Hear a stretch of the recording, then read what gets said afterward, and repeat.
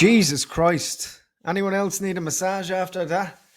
Oh, hello everyone. Welcome back to the Cult of Cantona. I'm Paul Butler Lennox, and Jesus Christ, do we have stuff to talk about today? Uh, we're still riding high from one of the most unforgettable nights in recent Old Trafford history. And let's have a little bit of a chat about that, about the magic of our epic Europa League clash against Lyon, the second leg at Old Trafford.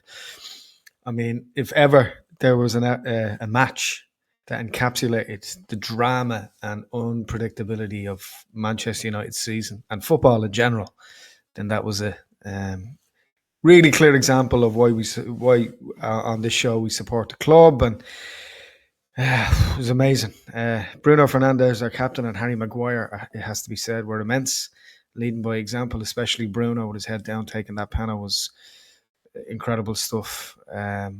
It was a nail-biting encounter, and I very rarely say that. United triumphed with a 5-4 win in extra time over a tenacious 10-man Lyon, which should have made exploits a bit easier for United. Keeping our silverware dreams very much alive for the season. Just a bonkers match, totally bonkers carry on from the biggest box office club in the world. And you can see that. You can see that from the reaction and online reaction to that. It was incredible. With our Premier League struggles leaving us in 14th place before kickoff, this match, it really was more than just a cup tie. It was about the survival of our season and really could have affected the next 2 years at our football club, the next 2 or 3 years. It really was our last chance at any sort of retribution this season. Goals from Manuel Ugarte and Diogo Dallo gave us hope, only for Lyon to come back and strike back in extra time, pushing us to the brink of what looked like an embarrassing exit yet again. But let's be honest, what happened next was nothing short of cinematic and showed us that why United are such a hugely popular club. Despite Lyon taking the lead twice in extra time, United showed incredible spirit, never giving in. Bruno coolly slotted away a 114th minute penalty to shift the momentum after Casemiro was clearly denied a chance at scoring. And then in the dying moments, young Obi-Wan Kobe Mainu and Harry Maguire delivered the knockout blows to secure a sensational 7-6 aggregate victory. Mad stuff. Absolutely mad stuff, and a pleasure to watch. If only every game was like that. And credit to the lads as well. Pre-match, we were inspired by a massive tifo that read, "Never gonna stop." Well, maybe that's true, but we showed great character. So hang around for a bit there as we break down and have a look a little bit ahead to the Bilbao clash in about a week and a half time. And we can have a little look at the match, evaluate how we did, look up individual performances, and deep dive into that absolute zinger of a match last night. As someone famously once put it, football, bloody hell. I'm Paul Butler Lennox, and welcome to the Cult of Cantona.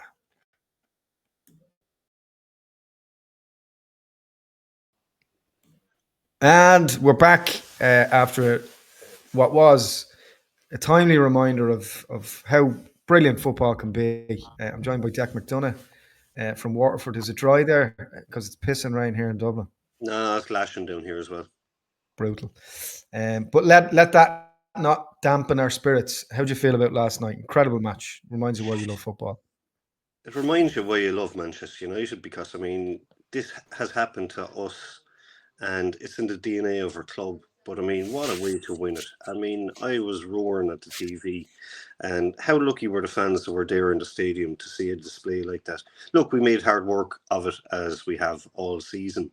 But, I mean, you just can never count the team out, and especially in Europe. And for Harry Maguire to get the winner, I mean, he was leading the line up there. I mean, the man, he can actually score. You know, he's doing brilliant. He can actually put the ball in the net. He's a threat up there. I thought he played great defensively. And look, another error-strewn game where we left him back into it. You know, but I mean, we just you have to love that comeback. That was just phenomenal. I mean, Ruben was jumping around the place. The players were jumping around the place. It was just manic in the station, in the stadium. The fans must have had a roller coaster of emotions. Yeah, just pure theatre. You know, it just reminds you how good it can be, and when it's good, it's great. And got like a great advertisement for kids to watch a game like that. You know, that's why they do it. That's why we watch football. That's why kids play football. And if only it was like that week in, week out. But just looking at the performances overall, I think it did paper over some cracks. I mean, there was, we have a group and it was hopping last night about just the same old inconsistencies. I mean, I don't want to get on Onana's back because he was solid for large portions of the game last night, but he was at this level, when you're in a quarter final of a huge competition, to make any errors, you'd expect to be criticised. So, fair is fair. He was at fault for one of the goals. United did look comfortable, at least for 40 minutes of that match. I would say they were on top. But it just goes to show that level of competition. If you let a team back in like that, you're kind of you're asking for trouble. There's no bad teams in European competition. Yeah, like, I mean, unfortunately, what saves Onana this time is everyone's going to focus on the comeback. You know, I mean, he is error strewn. You know, he is, and at this level, and we're coming up against a team now, in the semi-final, that errors like that we're not going to come back from. You know, we can't depend on the magic of Old Trafford in the second leg all the time. You know, it will catch us out. We're going to have to become more compact. We're going to have to become more clinical in front of goal. At this stage, I'd nearly leave Harry Maguire up front ahead of Highland, because I think he's more of a threat. You know, I mean, that poor young lad just can't. I mean, he can't. Nothing's going from him. I'm not saying there isn't a good player there, but I just think he's not there yet. Will he be given the time? I don't know. But I mean, this is why we follow soccer. Games like last night. This is why we follow Manchester United. The drama. You know, I mean, what was it one of the lads said last night? He had 3 heart attacks, 2 erections, and in one game of soccer. So I mean, that's the magic of Manchester United. Never count us out. Yeah, we'll never die. It was a nice touch as well with the banner. I don't think we do enough of that with flags and banners and what's it called again? Sorry, the Tito or Tigo, or the Yeah, at the start with the captains who've lifted European trophies. Yeah, because often, and although, and I've went to a couple of away matches as a United fan over the years, I do find that the traveling fans are, they create a lot of the atmosphere, even in away stadiums a lot of the time. So it's great, and although we do have a great following and our fans are amazing, there's an element of kind of the spoiled corporate fans, and oftentimes when you're looking at Bayern Munich or you're looking at Dortmund and we're not talking about semi-finals and finals, we're talking about group games of the Champions League, we're talking about big important league matches, and look, part of that might be to do with especially in Old Trafford, with the stadium rules or whatever about bringing things in that could be perceived as weapons. I don't know. But it was great to see the place dolled up with flares and firework, and smoke and big banners and flags everywhere. I mean, that's the way United should be. It should be a fortress, and it reminds me of kind of United in the '90s. Yeah. And that I want to see more of that. I want to see more of that. We need to see more of that. Let's talk about a few positives. I think Bruno Fernandes is incredible, and I'll tell you why. Why I think he's incredible, because there's some serious Brian Robson hero stuff going on where everyone else is playing crap, and he's dragging everyone by their bootstraps, into the final tour of like that. He's so incredibly unlucky, I felt, to not have got that kind of half volley that hit the crossbar. where you're like, if that went in, the game would have been very different very early on. He's just a brilliant, brilliant example. Even in some of the press that he's been doing for the club over the last couple of weeks, he really loves the club, and I can really tell that he's a fan. He's a fan of Man United, so I really believe that he cares, and he probably cares a bit too much. But the fact that he's been freed up a little bit to kind of drift around in that kind of number 10 behind the, but I would say behind the strikers, but we don't have any strikers. Um, has really helped his game. Lenny Euro, I felt, was very good again last night. But again, the Highland thing, Highland. I just, it's not for the one to try and at the risk of sounding repetitive and going over old ground with him. I think that he should go out on loan. I don't think he should be sold because he needs to get his funk back in the same way Rashford has. Well, not even the way Rashford has, because Rashford has only scored 3 goals in 15 matches for Villa, so that's kind of the return he was doing at United anyway, but as a striker. But there we are. Ugarte, very good, very solid, very quick-footed. He seemed to get to a lot of balls forced. He's a box-to-box kind of midfielder now that's doing a lot of the heavy lifting. He reminds me when he's on the ball of Carrick, just kind of going about his business, doing things well. I feel for Josh Zirkzee because I thought that would have been a game that he would have said light. But yeah, how did you feel about? Is there anyone that stood out negatively or positively last night for you? It's hard to believe Euro's only 19. He's so calm and collected on the ball. I think he's going to be a great player for us if he stays fit. I think he's phenomenal, brilliant. Ugarte, solid. Took his goal very well. And I hate when we leave teams back into it. I mean, to go 2 up, and then to leave them back into it. Then they go down to 10 men. Now, people are saying we should be hockeying them then when they're down to 10 men. But I mean, how many times have we gone down to 10 men and we've actually, you solidify yourselves more as a team because you have to, and unfortunately we gave them the chances for the goals. I felt sorry for Xerxes. I think he's out for the season now, I'd say. He would have lapped up the atmosphere in Old Trafford last night, which I thought was great. The atmosphere last night was phenomenal. Electric. Yeah, it was great. Like, I mean, even though I was watching it on TV, you could literally feel the atmosphere, and that's what you want. You want the fans singing, roaring on the team, because we've all talked about the away fans. They light up every away stadium that they go to.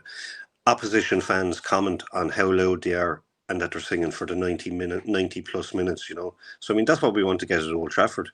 We don't want the corporate feel. Unfortunately, we've owners who want nothing but the corporate feel, and they don't care if you're standing there with your phone videoing the whole game. We need to get back to being fan-based culture in the stadium. We're going there to support our team. They're going there to line their pockets, and I'm not even going to start on Rashford. Today is not the day for that. Yeah, today is not the day for that. We have to celebrate what we did on the pitch last night, and what we did on the pitch last night with that comeback was phenomenal. And there's not too many teams that would have done what we did last night. We kept going till the very last minute, and we got our just reward for it. What was it Teddy Sheringham said one time? There's no greater sight in football than seeing Man United chase the game. Yeah, and when the TV camera swung to the young lad, the young United fan, I don't know what he saw. He was in tears. Yeah. And then they cut to him at the end of the game when United won, and he was being lifted up by his dad, and a smile across his face. That's what it's about. I mean, you can have tons of emotions during a game, but there's nothing better. I mean, if we'd won last night 2-0, great. But to do what we did last night is just special. Yeah, it's right or over stuff. Amazing. I had one of those moments, just one of those big empathetic moments looking at the kid. And it reminds me of when I was a good bit younger, in 93 when we lost the Coca-Cola Cup final, League Cup final against Villa. And I was watching it with my dad and I got very upset. And it reminded me of that moment for that kid, and I was like, oh Jesus. And he's not, and I was thinking he's not going to have 20 years of winning the league after this. Like, oh Yeah, yeah, every second year, But look, getting back to the game, I thought I was made up for Kobe Mainu, because there was a good bit of ambiguity about him over the last um, few weeks, in particular, where there's quite a bit of talk about his contract, and some whispers about him having ideas about the station, and it was great to see him. Although he didn't have a huge amount of time coming on quite late, he looked sharp. He looked really sharp in small spaces, he took Um, his goal very well. Took the goal very well. You know, and he's even though he looks about 6 years younger when his hair's short, yeah. but you can see he's getting physically bigger. You can see him to the left there of the video, and when he was scoring, he's bulking out. I think he's becoming that. He's taken obviously the Ronaldo model of bulking up in order to be more match sustainable, and so that he's a lot of the top players, the elite players, they work on their general level of fitness in order to and bulk up and work on their sports science, and they're incredibly disciplined in order to be the top 2% in the world, and you can see that Kobe's kind of planning for that. Uh, Kobe Wan Kenobi. Uh, Great to see him doing well, and coming back into the fold. I think he has a huge part to play. I want to bring this up and just get your opinion on it, because I don't think that Rasmus Højlund has been afforded the same patience and grace that we're given Garnacho. I think Garnacho again, uh, like his stats don't lie. He's getting as many shots away as most wingers in the Premier League, but he's just not converting. And he two very clear chances that I seen last night. Where now, in fairness, it's important to mention as well that Ronaldo at that age had actually, I think, less goals for Man United compared to, or comparatively, in matches played for United. So there's still plenty of room for where he can go. That's clear. But I'm becoming increasingly frustrated watching him, and he comes across as quite arrogant when things don't work out, and it's starting to bother me. How do you feel about Canacho? I definitely think he has time to improve. He is very young. I remember last night now when he took a shot, and Højlund was in the box, and Højlund, to say he wasn't too impressed was an understatement. I think Yeah, if his shot choice became a bit better, and his passing the ball, if he could pass to a player instead of trying to shoot from a mad angle, if he can get that into his game, I think it'll improve him. On his day, he can be unplayable. When he's running at full pelt against, he should have scored now last night. When he's at full pelt, I mean, there's not too many that are going to keep up with him, but he should have scored definitely one last night. So I mean, he needs to brush up on his game a bit better. His finishing should be a lot better now. You know, mm. um, and stop trying to take shots from mad angles. Pass the freaking ball. Give Højlund a chance. Yeah. What frustrates me about him in particular is, and look, I know we're playing a very different game now with wing backs, but no one apart from Dorgu seems to be, and I can't fault that kid. He is, he's every bar of. He reminds me of Patrice Evra. He's very good going forward. He's comfortable on the ball. He can beat a man or two, and at least he tries to get the ball into the box. He's often playing low, squaring it across the box as opposed to whipping it in. But I think that he's a fine footballer, and I think he's going to do really well for United. And he's an example of what Amarim's trying to do. He's constantly up and down. If anything, he's probably the most active outfield player, out there. Well, I wouldn't say Onana's active, but he's clearly the most active player. I'd love to see his XG and see how much he's up and down on his return. Um, but looking at I think Onana has kind of. I think that I wouldn't say he's out of danger, He's but I will say that if that. danger, yeah. But I would say that what that will do will. Tom Heaton's going to move on anyway at the end of the season, as is Johnny Evans and also Ericsson. They're certainly leaving, and great servants for the club, particularly Tom Heaton. It's not an easy job. Alice Scott Carson coming in and getting paid 30 grand a week to do nothing.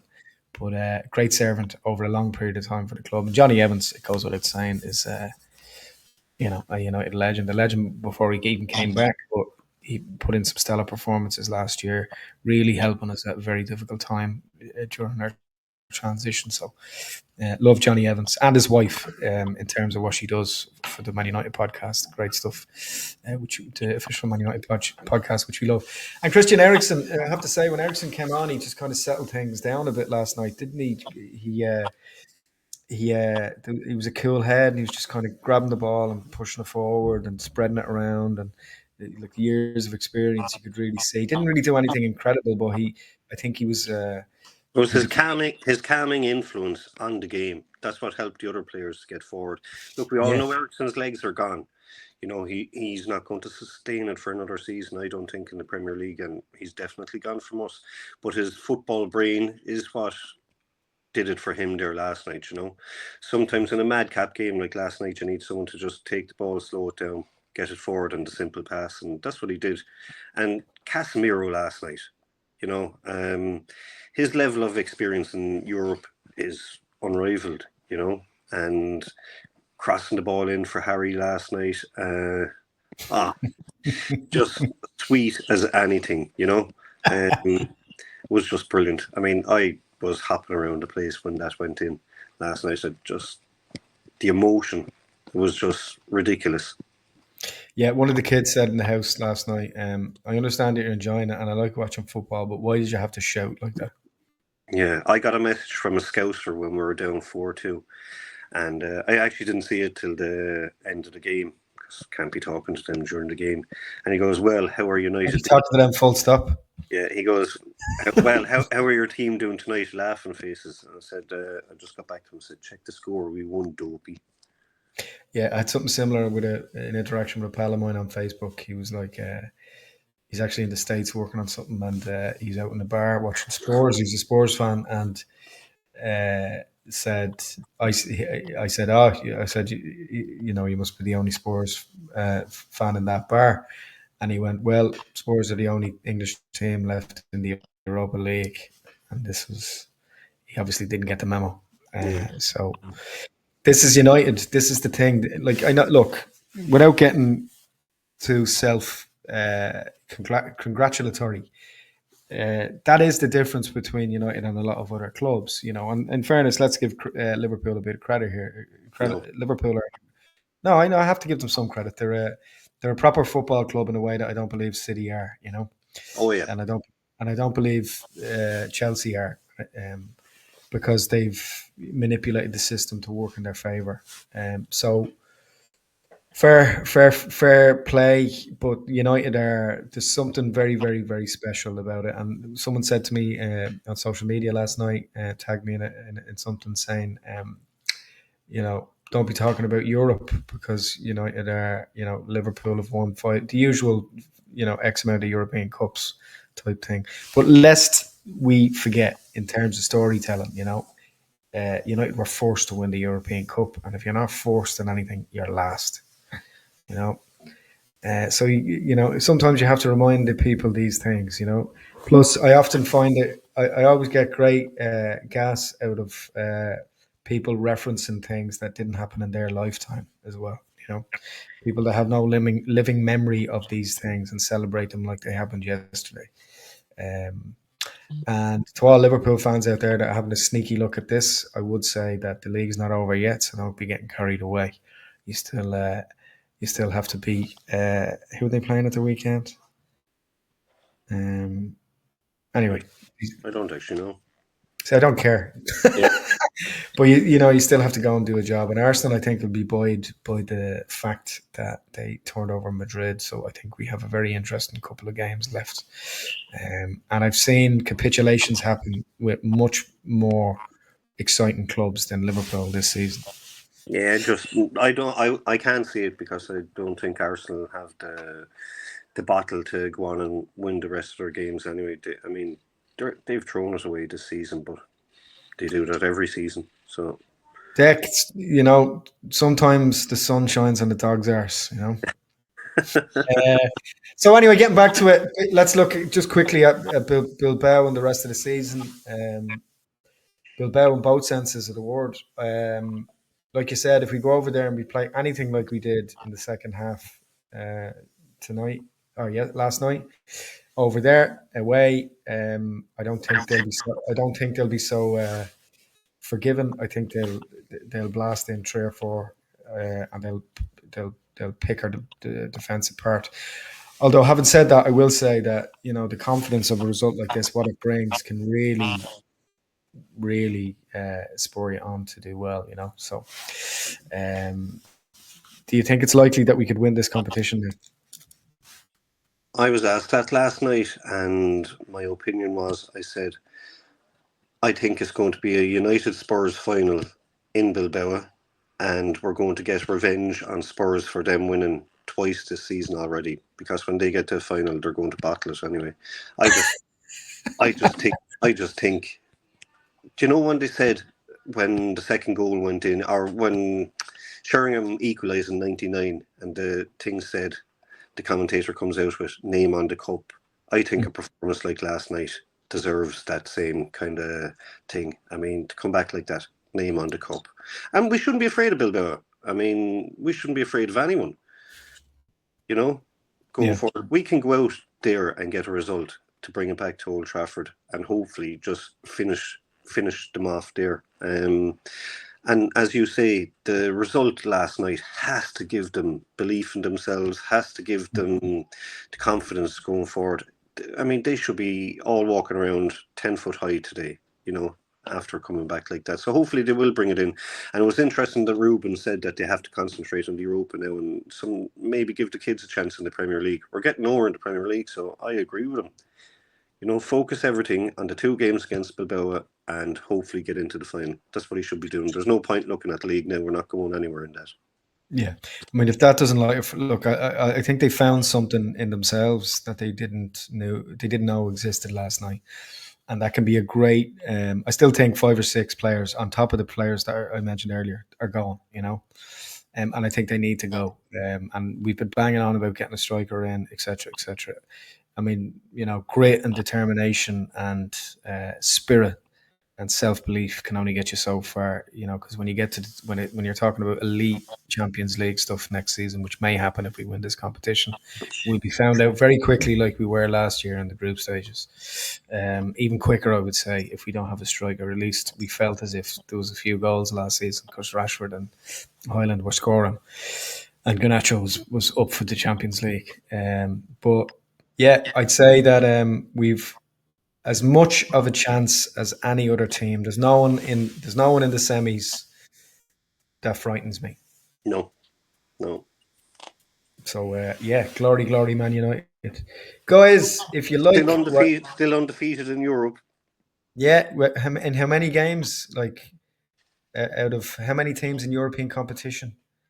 80 or like teams, 80 or something teams in all the leagues in both European competition. In three European competitions. It's a mad stat. That's incredible. It's mad. Yeah. It's mad, isn't it? Like the contrast, how you can be so bad and so good in different ways.